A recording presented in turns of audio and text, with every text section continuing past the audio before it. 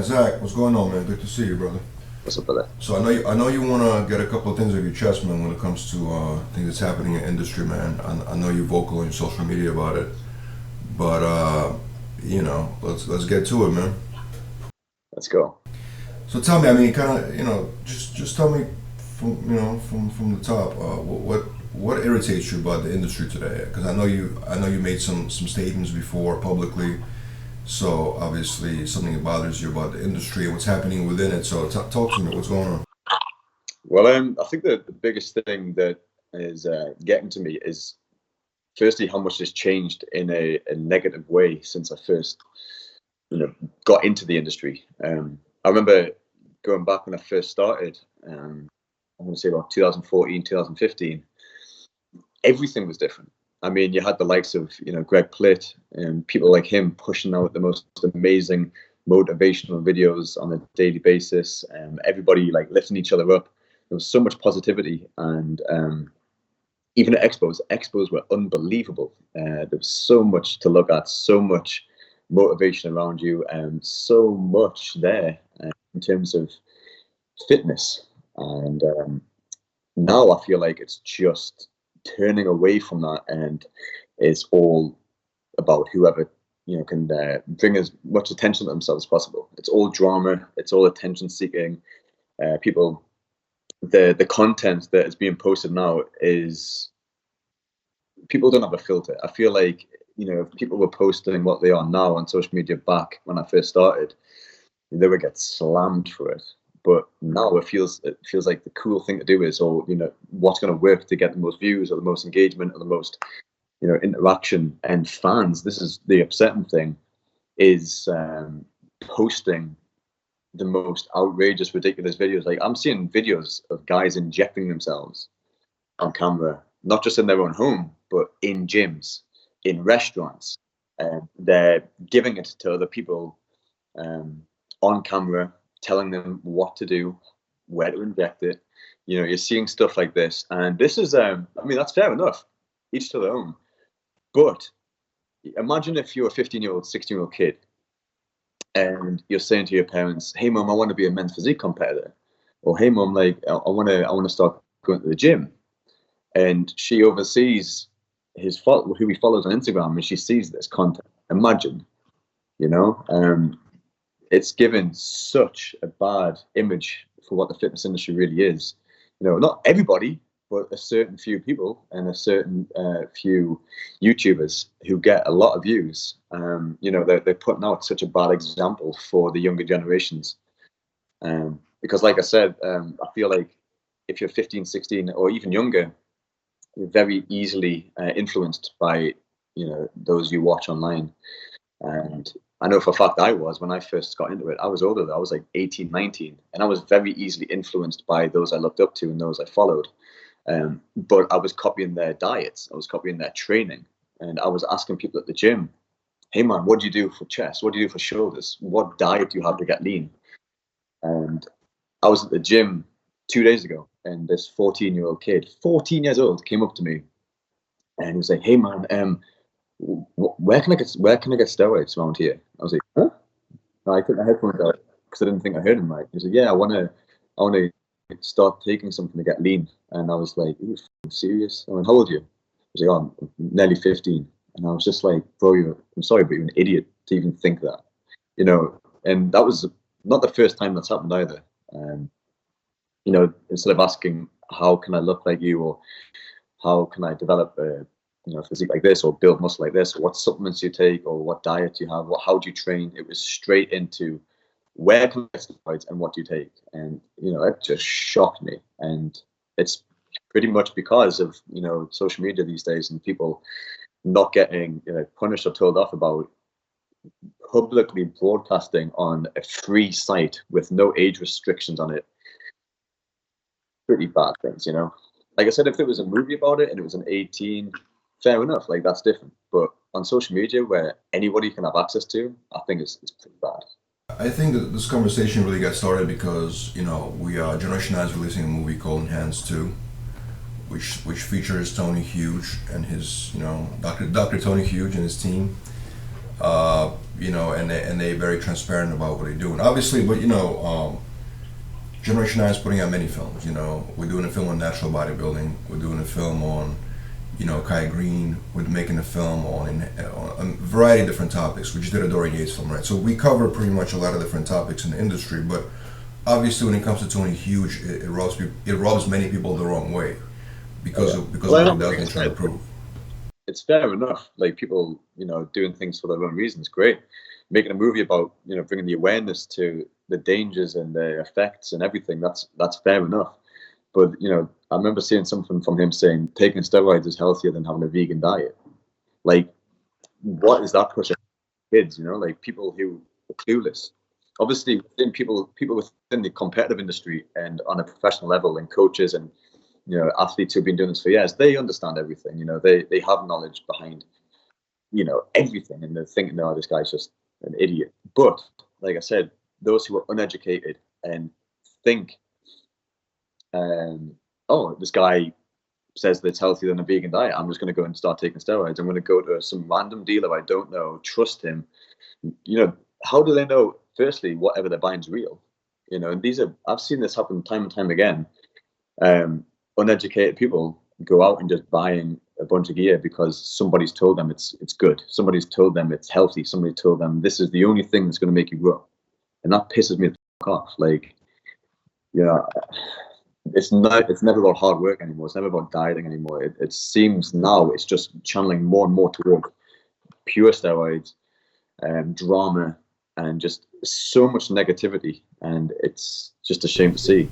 So, like I said, I hear you. I'm not trying to defend at all. I'm trying to kind of just put things in perspective, right? So yeah. But look at Valentino. He was laughed at and like put aside as a clown of doing what he did. But at least he said, "Don't do this. I was an idiot. You'd be an idiot too if you did the same as me." Instead of saying, "This is good for you," That's what's pissing me off about what's happening now on social media. What Tony, I guess, what he's trying to say to the people, right, that he is the one that's trying to expose the truth and show the industry what's really happening behind the closed doors, right? So, obviously, you disagree with that, right? I understand 100%. So, where, in your opinion, should the bodybuilding enthusiasts that want to learn the right way, as you say, where should they be getting information from, right? I'm talking about not just lifting, but whatever else. If they want to take it to the next level, where should they get their information from, actually? Coaches, professional coaches, people with a good record history, people who have PhDs, people who have college and university educations. Somebody that doesn't call himself Tony Huge or somebody huge and isn't actually huge. Somebody who doesn't inject themselves in public restaurants, hiding their fucking meals and shit from waitresses. You know what I mean? Like, what the fuck? Like, who does that? I'm going to inject myself with insulin so I can eat more in a public place, in a restaurant. Like, there's so much smack about people taking drugs on the street, like homeless people. There's so much negativity about that. But people are praising this guy because he's injecting himself in a restaurant. Like, what? It blows my mind that people support that. And going to him exposing what happens behind the scenes, I can tell you right now, there isn't a single person on this planet that I know who injects themselves in a restaurant before meal to eat more food. That doesn't happen behind the scenes. This is him looking for attention. This is him wanting to get people to think, holy shit, look at this guy. Like, it's. So you think he's doing it for shock value, right? Sorry? You think he's doing it for shock value? Oh yeah, absolutely. Filming himself throwing up on camera as well. I know I'm going to get a lot of backlash for this, but it's only going to be from those like-minded people. The only people that are going to criticize what I'm saying here, or saying, "Oh, I'm a hypocrite," I take steroids, or this, that, and the other, or he's in a competitive industry, he knows this happens all the time. Like, it's all bullshit. And I can safely say 90% of this industry will agree with me, saying this should not be promoted on social media, where underage teenagers and kids have access to watch and can be influenced by what they're watching. It's as simple as that. Like, okay, yeah, I respect him for what he's doing in a sense. Like, yeah, go for it. Do what you want to do. It's your body and stuff. But stop telling social media that this is a good, healthy, safe thing to do on a daily basis. Like, it's the biggest bunch of bullshit ever heard in my life, and I'm still shocked that it's even on social media for thousands and thousands of people to see. And I mean, it's just putting a total wrong impression out there as well. Last year there were a few public figures and companies, I believe, that were banned from social media, right? I think it was the guy that does Infowars. I forgot his name. Infowars, which is extreme point of view. I think Louis Farrakhan. There were a few people that social media or Facebook or whoever it was considered to be extremists in some way, or some way or form. Right? They banned those groups. Do you think Tony Hughes should be banned from social media for his activities on it? Well, for the videos of him, well, for certain videos, absolutely. But like I said, if he's wanting to just sit and talk about what he's done and try and educate people on some of the side effects he's had and some of the experiences he's had, okay, that's different. But actually filming yourself doing it, like I said, especially in public places, that shouldn't be on there.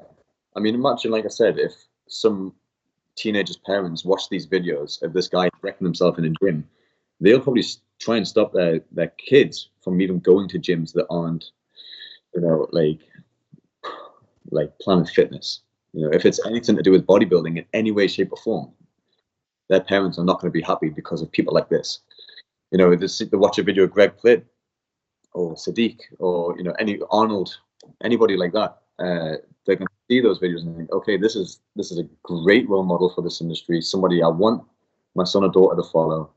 They're setting a good example, and yeah, absolutely, go pursue your goals. Go and pursue who you want to be, instead of somebody who's just like, oh, I've injected this much today, the pumps are gnarly, and then throws up 10 seconds later and saying, I needed that, and then goes to a restaurant, injects himself again on camera in public. Like, yeah, it just blows my mind, brother. He's just setting the wrong example. But like I said, each to their own.